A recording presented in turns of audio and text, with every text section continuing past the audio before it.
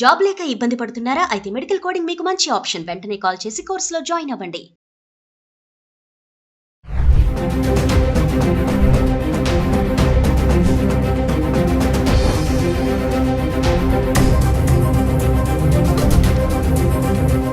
నమస్తే, welcome back to Suman TV. ప్రస్తుతం మనతో పాటు ఉన్నారు analyst, TEDx speaker, legendary award winner in real estate doctor Nandi Rameshwar Rao గారు. సార్తో మాట్లాడదాం.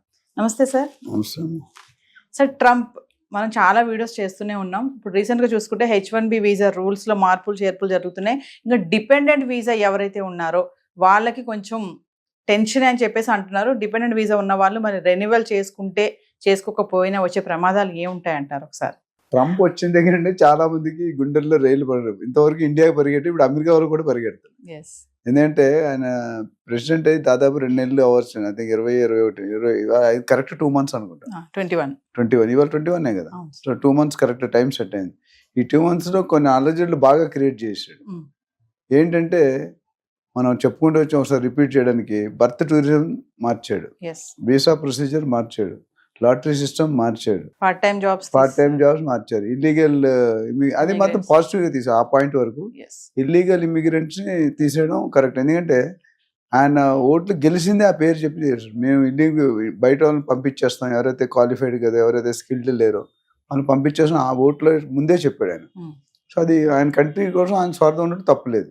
మిగతా కొన్ని డిస్టర్బెన్స్ ఉన్నా ఈ ఇల్లీగల్ ఇమిగ్రెంట్స్ అనేది ఏం చేశారంటే దానికి సపరేట్ ఆయన ఏమంటున్నాడు, మన వాళ్ళకంట ఇతర దేశస్తులు ఎస్పెషల్లీ ఇండియా వాళ్ళు బాగా ఎక్కువ సంపాదించి మంచి పొజిషన్స్ ఆక్యుపై చేస్తున్నారు, సీనియర్ పొజిషన్స్.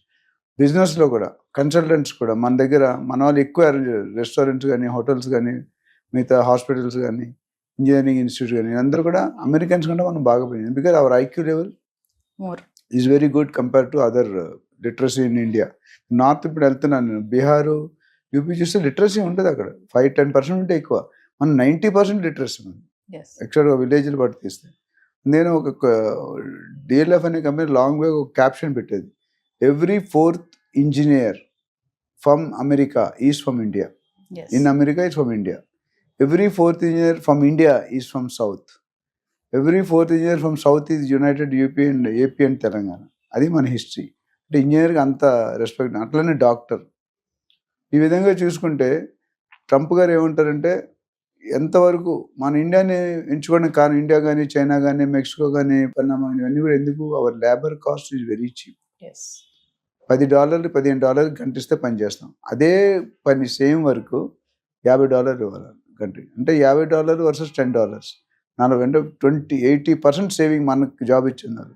కానీ అక్కడ ఏమైందంటే ఈ ఫేక్ సర్టిఫికెట్స్, కన్సల్టెన్సీ ద్వారా మ్యానిపులేటింగ్, డబ్బులు ఇచ్చి వెళ్ళడం, గ్యామ్లింగ్, ఇవన్నిటిలో అవుట్పుట్ పడిపోతుంది. అక్కడ వాళ్ళు కూడా ఎఫిషియన్సీ పడిపోయి, ఇప్పుడు మంచి యాంకర్లు అయితే సుమన్ టీవీకి వ్యూస్ రావు కదా, వ్యూస్ రానప్పుడు మీకు రెవెన్యూ ఉండదు, రెవెన్యూ అయితే మీరు తీసేయాలనుకుంటారు.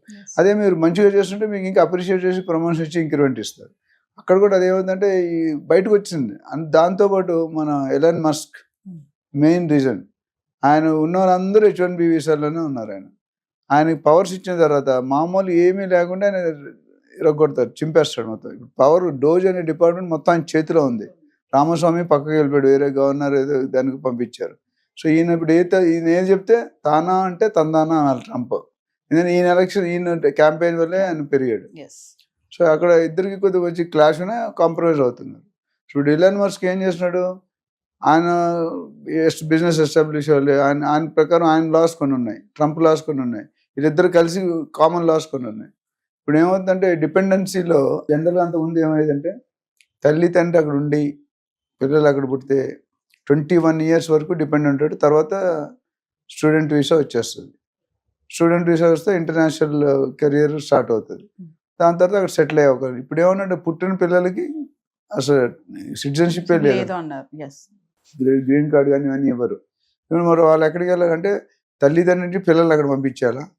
అది అయిపోయినట్టుంది, February 20 వరకు ఏదో డేట్ ఉంటుంది కదా. కోర్టులోనే ఉంది సార్, ఇంకా ఆర్డర్ రాలేదు కదా. అంత ఈజీ కాదు అది. ఎందుకంటే 150 years బట్టి ఉన్న లాని ఒక్కసారి కదిలించడం అంత ఈజీ కాదు. అంటే ఈవో సైన్ చేస్తాడు executive order, but EO sign చేసిన ఆర్డర్లన్నీ అమలు పరచాలని ఎక్కడ ఎందుకంటే సెనేట్ ఉంటుంది, వాళ్ళకి క్యాబినెట్ ఉంటుంది.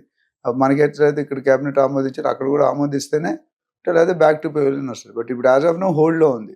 అంటే ఇవ్వనని చెప్పట్లేదు, ఇస్తానని చెప్పట్లేదు. సరే, ఇంకో విషయం ఏంటంటే H1B వీసాకి ఇలాంటి మార్పులు చేర్పులు చేయడం వల్ల అమెరికన్స్ చాలా ఇబ్బంది పడుతున్నారు అనేది ఒక విమర్శ అయితే నడుస్తుంది. దీన్ని ఎలా చూడొచ్చు అంటారు? ఒకటి ఫ్యాక్ట్గా చెప్పాలంటే మన వాళ్ళు బయట వాళ్ళు ఎక్కువ వచ్చి ఆక్యుపై చేసి వాళ్ళకి జాబ్స్ లేవనేది ఆల్రెడీ అంత ముందు ఉంది. ఇప్పుడు నేను అమెరికన్స్ కూడా కొన్ని రూల్స్ పెడుతున్నాను.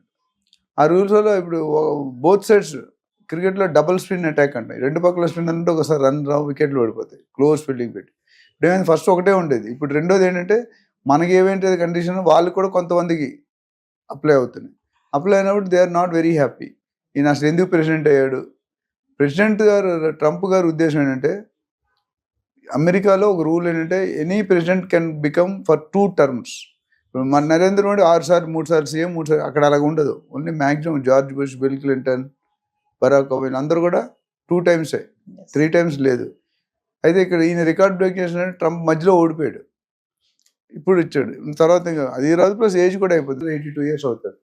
సో నేను మళ్ళీ ప్రెసిడెంట్ అవ్వాలను, నేను ప్రెసిడెంట్గా దిగిపోయే ముందు హిస్టరీని రీరైట్ చేస్తాను, అందుకనే 150 సంవత్సరాల చరిత్ర గల పాలసీని నేను మార్చానంటే చరిత్రలో ఉండిపోతాడు. చాలామంది నేను ఒకసారి చెప్తుంటాను మీటింగ్స్లో, మీరు చదువుకున్న స్కూల్కి కానీ కాలేజీకి కానీ మీరు ఎప్పుడైతే చీఫ్ గెస్ట్కి వెళ్తారో ఆ రోజు మీరు ఆనందంగా ఉంటారు. మీరు జేడి లక్ష్మీనారాయణ చెప్తారు, ఇది IPS ఆఫీసర్, మీరు ఆటోగ్రాఫ్ అడగడం కాదు, మీ ఆటోగ్రాఫ్ అడగాలి. మీరు జనంలో ఒక మెంబర్గా ఉండకూడదు, మీరే రీజన్ అయ్యి జనాలు మీకోసం రావాలి. ఈ పాయింట్ చూసుకుంటే చాలా ఇంపార్టెంట్. అంటే లైఫ్లో ఏదో సాధించినట్టు. మన స్కూల్కి మన చీఫ్ గెస్ట్ అంత అదృష్టం ఎంతమంది వెళ్తారు? కమింగ్ బ్యాక్ ఏంటంటే ఈయన ట్యాక్స్లు ఇంపోజ్ చేస్తాడు ఇండియన్ గవర్నమెంట్. ఇండియా వాళ్ళు చేస్తాం కాబట్టి మేము కూడా పెడతాం, వీలైతే 100% పెడతాం. అంటే బయటికి బాయ్ అయినా లాన్ ఉన్న యుద్ధాలు జరుగుతూనే ఉన్నాయి. కనిపించిన మహాభారతం యుద్ధాలు ఉంటుంది కదా, అటు కురుక్షేత్రం అట్లా ఉన్నదన్నమాట. సో ఓవరాల్గా చూసుకుంటే students are not happy, H1B visa are not happy, employment already కొన్ని వేల మంది లిస్ట్ అయ్యారు. లాస్ట్ టైం 18,000 కొంతమంది వచ్చేసారు, ఇంకా కొంతమంది వస్తున్నారు. రానున్న రోజుల్లో లాస్ట్ టైం మాట్లాడుకున్న 54 లక్షల్లో 18 లక్షలు ఇల్లీగల్ ఇమిగ్రెంట్స్, చదువు లేకుండా, స్కిల్ లేకుండా, నాలెడ్జ్ లేకుండా, ఫేక్ సర్టిఫికేట్స్ పెట్టి.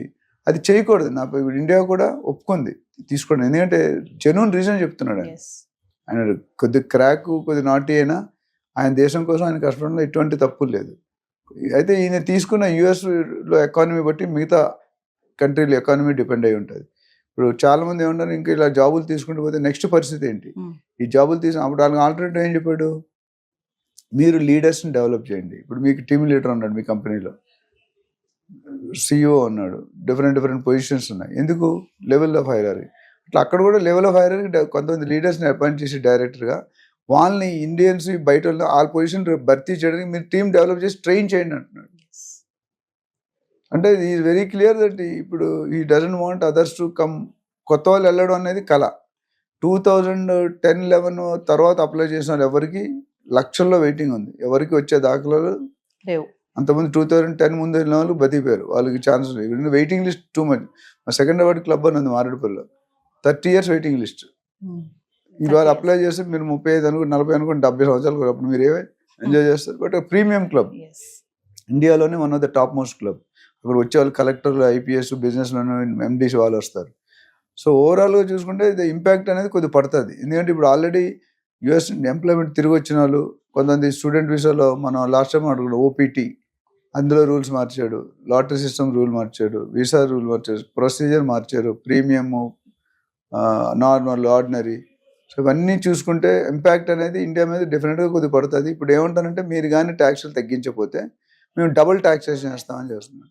అట్లానే ఇప్పుడు పెట్రోల్ కానీ, డీజిల్ కానీ, ఆయిల్ ఇవన్నీ కూడా మిగతా దేశంలో ఏవైతే వాళ్ళు ఇంపోర్ట్ చేసుకుంటున్నారో అది కూడా ఇక్కడ డెవలప్ చేయమన్నాడు. అమెరికాలోనే డెవలప్ చేయడం వాళ్ళు తీసుకోం.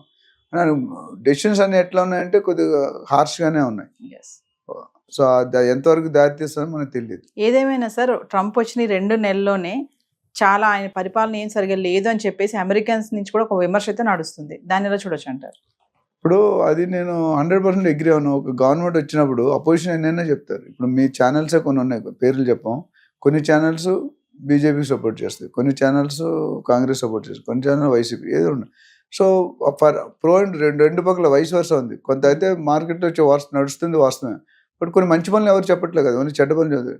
అమెరికా అంటే ఇంతవరకు ఇతర దేశాల మీద యాక్షన్ తీసుకున్నాడు, ఇప్పుడు ఏంది అమెరికన్స్ మీద కూడా యాక్షన్ బౌన్స్ బ్యాక్ అవుతున్నారు. సో దానివల్ల it's not a good sign. But maybe నీకు తెలిసి ఒక 6-7 నెలలు పరిస్థితి అయితే అటైనా వెళ్తుంది, లేదా ఇటైనా వెళ్తుంది. ఇటు వెళ్తే బాగుపడతారు, అటు వెళ్తే కొద్దిగా లేకపోతే. You have to wait and watch. Thank you sir. Thank you.